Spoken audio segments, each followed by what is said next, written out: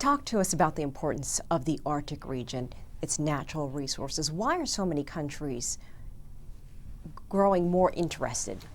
For a number of reasons.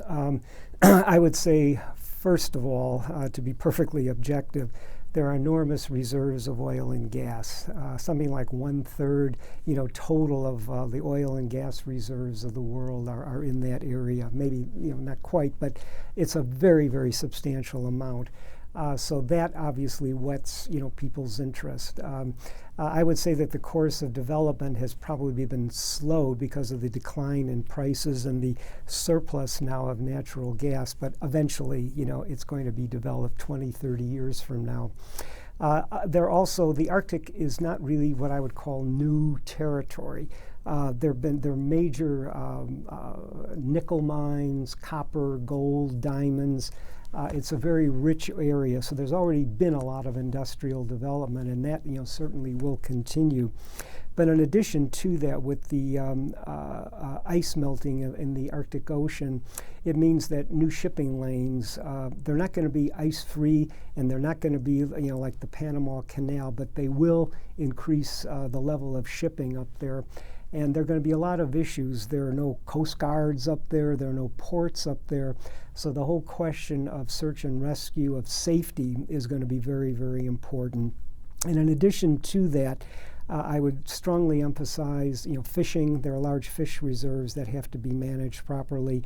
And finally, climate change. The global warming is hitting the Arctic first. The Arctic is generally talked about as the canary in the, in the coal mine.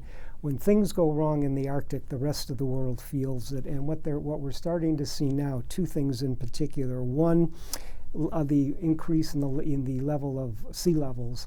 And this is already impacting some of the small South Sea Island nations, which are slowly getting inundated. The increased frequency of typhoons and extreme weather conditions. And I would just add, we are already getting this in the United States. I don't think people, may not accept it and acknowledge it, but the wild weather patterns that we're starting to have, I believe, are directly related to climate change. And then there are also the issues of the people. There are people who live up in the far north.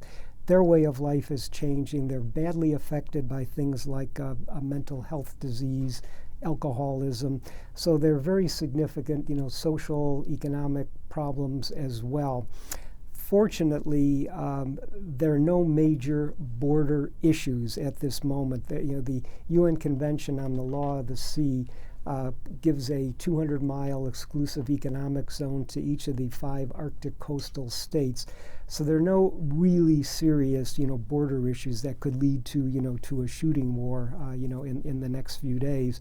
But there is a question beyond the 200-mile exclusive economic zone on the seabed.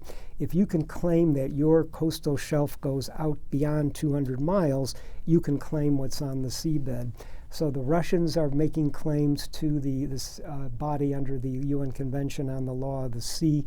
The Danes are doing the same. And that is all going to have to be adjudicated.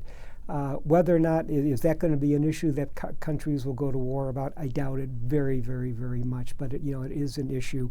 And then, of course, the question I think that we talked about earlier, and that is the Russian maneuvers, the Russian military exercises. That, of course, is putting a lot of attention, on the Arctic. I believe, probably, exaggerated. But countries all have the 5 Arctic coastal states. We are an Arctic coastal state with Alaska. Most people don't even realize that. And we have security, economic, political interests, in the Arctic. And a lot of what's going on with this increased spending and building icebreakers, it's basically because people want to defend, what is there. They're not building to go to war. They're building because all of a sudden this stuff is going to be accessible and it's going to be easier to move up there. So that's why the Arctic is very, very important.